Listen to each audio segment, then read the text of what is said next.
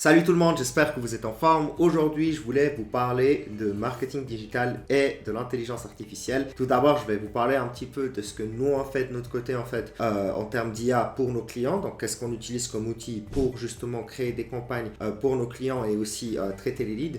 Et par la suite, je vais aussi vous parler un petit peu ce que je pense que l'IA va faire, où est-ce que l'IA va réussir à intervenir par la suite pour la gestion de campagne et pour le marketing digital de façon globale. Si vous ne savez pas encore qui je suis, mon nom c'est Basel Kamel, je suis le fondateur de LPL Agency SARL et ce qu'on fait c'est qu'on aide les petites PME à exploser leur chiffre d'affaires grâce à nos méthodes de marketing digital. D'ailleurs, si vous voulez travailler avec nous, vous avez un lien dans la description dans lequel vous allez pouvoir booker un meeting avec moi directement et dans lequel on va pouvoir parler ensemble de ce qu'on peut faire pour vous et comment est-ce qu'on peut potentiellement vous aider si vous souhaitez croître. Alors, concrètement, déjà, la première chose qu'il faut noter, c'est qu'effectivement, l'IA est déjà là. Donc, on n'est pas en train de rêver. Elle est déjà bien présente. Moi, je l'utilise dans mon quotidien pour nos clients, pour créer des campagnes et pour traiter les leads. Donc, concrètement, le tout premier outil que je vais utiliser, qui est très connu, qui est connu de tout le monde aujourd'hui, c'est évidemment ChatGPT. ChatGPT, en fait, je l'utilise principalement pour la création de copy. Donc,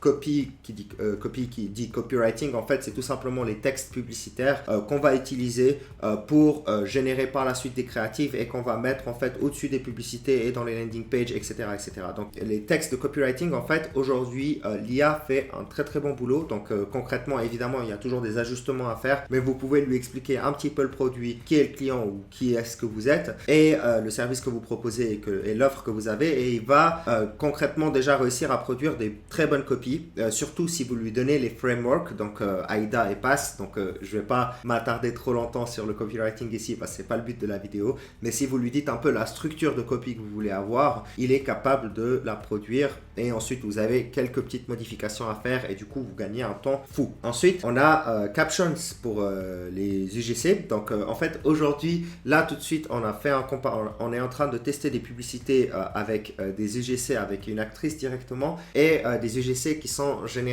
par l'IA. Maintenant, Captions n'est pas parfait pour l'instant. On voit qu'il y a des petits décalages, etc. C'est pas encore parfaitement optimisé. Et si vous avez le regard aiguisé, vous pouvez voir que concrètement, il s'agit de l'IA. Mais en fait, là où on a réussi à contourner un peu la chose, c'est qu'on a mis du B-roll dans les publicités. Donc, qu'est-ce que c'est les B-roll? Pour les monteurs là-dedans, vous savez ce que c'est. Donc, je dis pas les monteurs, c'est les monteurs vidéo. En fait, vous pouvez rajouter des vidéos par-dessus la vidéo principale justement pour montrer d'autres images et d'autres vidéos sur votre vidéo en plus des sous-titres et concrètement ça permet en fait d'avoir des vidéos beaucoup plus fluides et beaucoup plus naturelles parce que vous avez des images qui viennent par-dessus l'UGC et ça c'est extrêmement intéressant justement. Du coup vous pouvez produire des UGC à moindre coût, sachant que les UGC ils peuvent très facilement coûter. Donc une vidéo UGC, User Generated Content, pour ceux qui savent pas ce que c'est des vidéos tout simplement où il y a une personne qui parle d'un produit ou un service devant la caméra. Et bien ce que vous pouvez faire justement du coup c'est rajouter ces b-roll et rendre la chose beaucoup plus fluide et faire en sorte d'économiser quand même pas mal d'argent, sachant que ça peut coûter jusqu'à 200-300 euros la vidéo. Ok. Donc concrètement voilà, ça coûte quand même relativement cher et cet outil là il va pouvoir vous faire économiser pas mal d'argent vu qu'il coûte vraiment peu cher. Ensuite, concrètement, on a Eleven Labs pour les voix off. Donc, en fait, on a créé des publicités voix off. Donc, qu'est-ce que c'est des publicités voix off? C'est tout simplement une voix qui dit un script derrière et vous avez des images, des vidéos qui circulent en fait pendant que la voix parle. Ok. Et concrètement, si vous avez juste besoin d'une voix, vous avez la possibilité d'utiliser Eleven Labs. Ça marche quand même relativement bien. Vous lui donnez le script et concrètement après, l'IA elle est capable de générer une voix et par-dessus après vous mettez justement des vidéos et vous mettez les sous-titres et les sous-titres j'y reviendrai parce qu'il y a aussi moyen de générer des sous-titres automatiquement aujourd'hui. Donc voilà, ça c'est des outils qui sont très très très puissants et qui vous permettront de créer des pubs vraiment qualitatifs pour un coût qui est très bas. Ensuite, le dernier outil qu'on utilise en fait pour ce type de vidéo, ça va être Submagic. Donc Submagic, c'est tout simplement, et vous allez voir ça partout dans les TikTok, dans les réels, dans mes shorts, dans les shorts de YouTube, etc. Vous allez voir des sous-titres qui apparaissent automatiquement et en fait, le monteur, il se casse pas la tête, il n'est pas en train d'écrire chaque mot en dessous de chaque image où la personne elle parle. En fait, c'est un outil qui s'appelle Submagic qui permet justement de créer automatiquement les sous-titres dans les shorts, dans les réels réels et dans les vidéos short, enfin dans les vidéos courtes en fait. Et ça, c'est un outil extrêmement intéressant aussi qui va vous faire gagner énormément de temps et qui rend la vidéo beaucoup plus interactive. Aussi, sachant qu'il n'y a pas tout le monde qui regarde les réels avec le son, donc ça permet quand même de garder un taux de conversion qui est relativement intéressant parce que vous pouvez transmettre votre message grâce à ces sous-titres. Aussi, le dernier outil qu'on utilise, c'est Appointwise. Appointwise, en fait, alors aujourd'hui, on l'utilise plus parce qu'on fait plus la fixation de rendez-vous, mais quand on faisait la fixation de rendez-vous, et ça, je le préconise aussi si vous faites de la fixation de rendez-vous et le traitement des leads, c'est tout simplement un outil qui va vous permettre en fait de rentrer en contact directement avec vos prospects par SMS, et c'est une IA qui s'en occupe. Donc, c'est pas juste des SMS automatiques, c'est vraiment l'IA, elle est capable de discuter directement avec votre prospect, de répondre à ses objections, etc. pour ensuite fixer un rendez-vous. Maintenant, ce qui risque de changer un peu dans les 2 à 5 prochaines années, donc ça c'est mon avis personnel, donc évidemment c'est des prédictions, donc Dieu sait ce qui va se passer, mais concrètement il y a quelques points qui à mon avis sont relativement sûrs de dire. C'est la première chose, que la création de contenu elle risque vraiment d'être automatisée. Alors quand je dis automatisée, c'est pas complètement automatisé parce qu'évidemment il va falloir toujours avoir un œil sur ce qui se passe et comment est-ce que la création de contenu elle est faite, mais aujourd'hui par exemple pour tout ce qui est script, pour tout ce qui est génération de contenu, donc images et vidéos, on a des outils qui commencent à arriver. Elles ne sont pas encore top, mais on voit la direction que c'est en train de prendre. Donc la création de contenu à proprement parler sur les réseaux et pour les publicités va être complètement automatisé maximum dans les 5 prochaines années. Ça, je suis quasi sûr de moi. Et donc, ça va nous rendre 100 fois plus productifs en tant que marketeur parce que c'est généralement ça qui prend le plus de temps. Ensuite, on a le service client IA qui va complètement être automatisé aussi pour la plupart des entreprises dans le tech et aussi pour les plateformes que vous utilisez. Donc, demain, et ça je suis quasi sûr de moi aussi, on va avoir des intelligences artificielles qui vont répondre à vos requêtes et qui seront capables en fait de résoudre vos problèmes 24 heures sur 24 et instantanément. Et du coup ça va être franchement un game changer aussi lorsqu'il y a des choses qui bloquent. Là tout de suite on a des campagnes pour lesquelles où les choses sont un petit peu saccadées parce qu'on a des blocages à gauche à droite, on doit régler les soucis et je dois contacter le support client.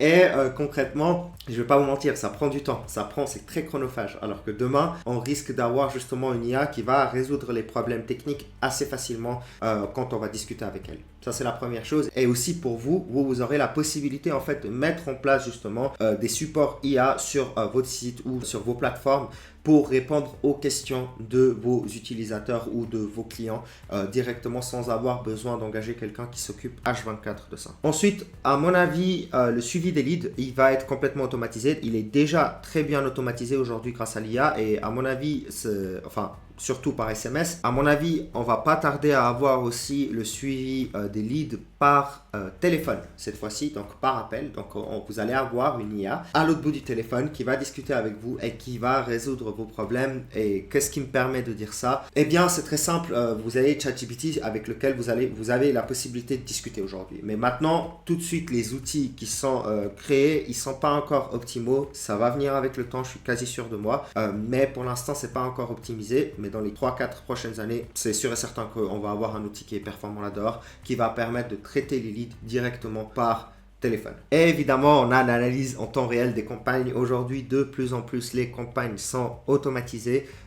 Donc, si on prend Facebook, on a Advantage Plus, etc. On a des algorithmes qui sont très, très, très performants et qui sont capables de s'autogérer. Et ça va que aller dans un seul sens, donc dans l'automatisation. Et l'IA, elle va gérer les campagnes par la suite. Donc, est-ce que ça, c'est problématique pour les marketeurs? Alors, en fait, si vous exécutez sans réfléchir, effectivement, ça risque d'être problématique. L'IA, elle va vous remplacer. Par contre, à mon avis, il y aura toujours les gens qui savent comment est-ce que les choses fonctionnent. Ils vont toujours pouvoir intervenir en fait avec l'IA. Donc, à mon avis, l'IA, elle fera pas un travail qui sera parfait. On sera toujours là pour surveiller ce qui se passe et on sera toujours là aussi pour lui donner des inputs par rapport à ce qu'on désire et ce qu'on veut en fait et comment est-ce qu'on doit optimiser les campagnes, quel type de client est-ce qu'on essaie d'accéder, etc.